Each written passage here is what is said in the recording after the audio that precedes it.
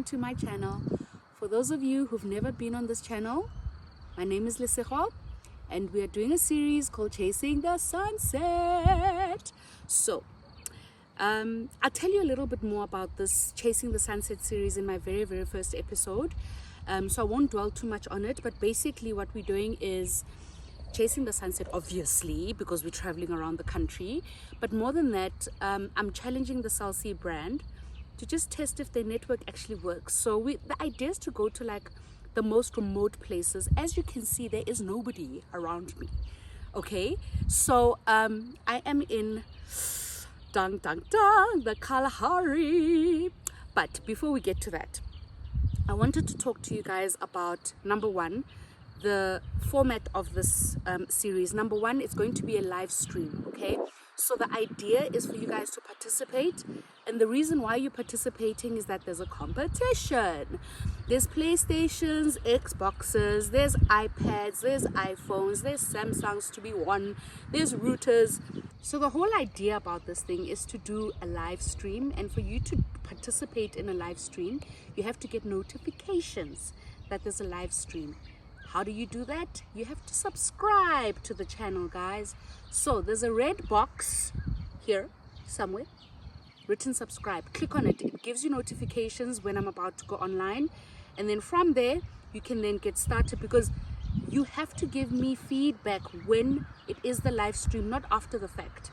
Okay, so before we get started, let me talk you through the rules. Okay, number one, log into the live stream of Chasing the Sunset. Number two, from the 3-minute mark, you can start giving me your feedback on how the stream is going.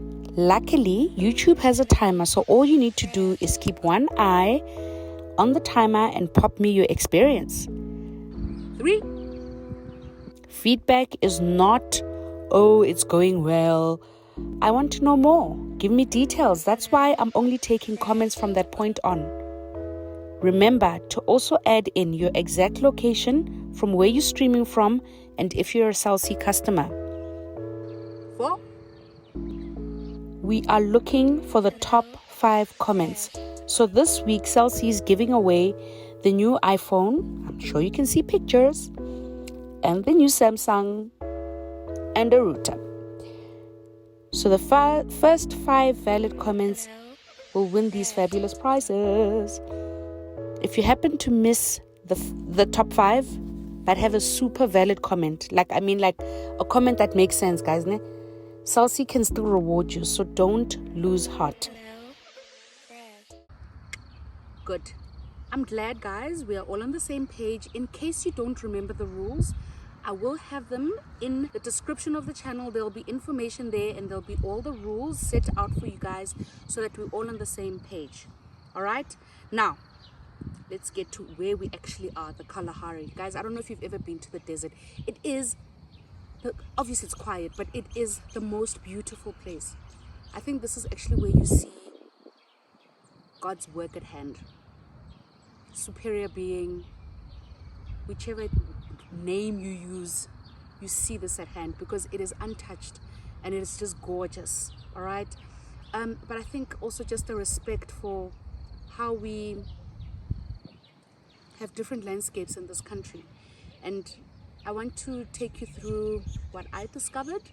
So come with me, but remember, guys, we're doing this to test the stream and the connectivity, all of that. So let me know how it goes as the video goes on. Remember the 3-minute mark, okay? Let's go. So about today's, I think I've already told you, it's about the Kalahari Desert. So the video is for my campers, all right? Here's a bit more information about where I went this week, which is at the Kalahari.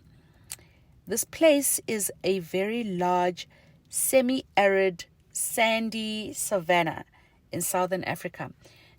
I know it's a lot of like wordiness, but arid means there's a little bit of tree. It's not like the traditional, like full-on dry desert where there's like no like plant life, that sort of thing. So, and you'll see with my pics that there's a little bit of green. It's literally dotted, but it's a semi-arid landscape.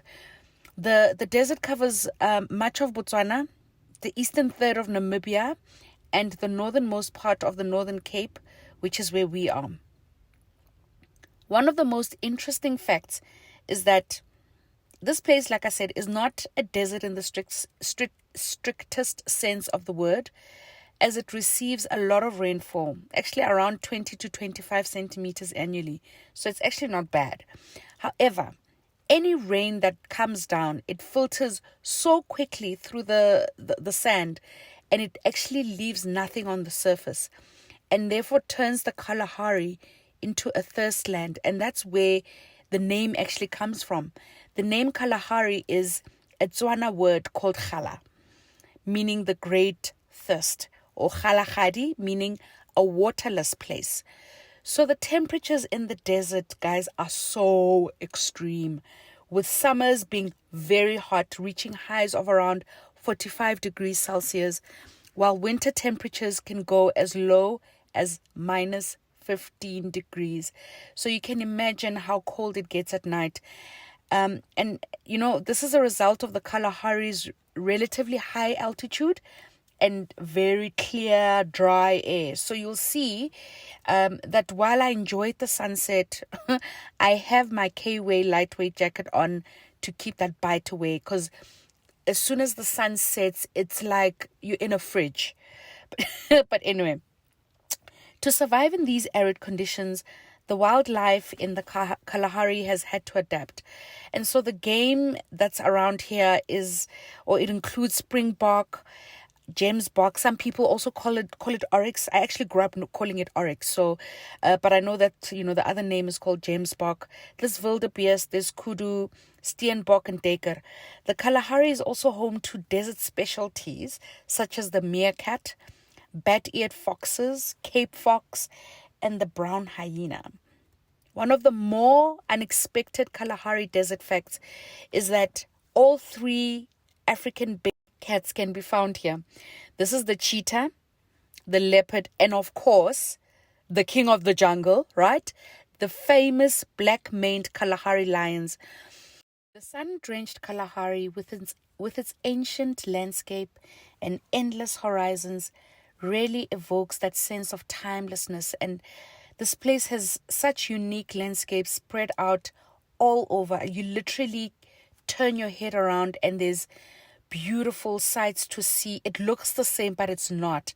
And it's literally spread out beneath this unrelenting heat and a perfect skyline. I am thoroughly seduced by its hidden layers. The entire region has got a hidden wealth of natural and mineral riches. And you'll see just under this expanse of red sands lies treasures of iron, manganese, and other precious ores. And I think that's part of the reason why it's attracted so many miners over the years. You'll also notice that I haven't said anything about the Khoisan dwellings. We didn't even get there. I mean, I couldn't leave this place. But let me know how the Northern Cape is treating you. Send me those comments. Enjoy the pics, guys. What a lovely time I've had here. And I'll see you next week. Cheers.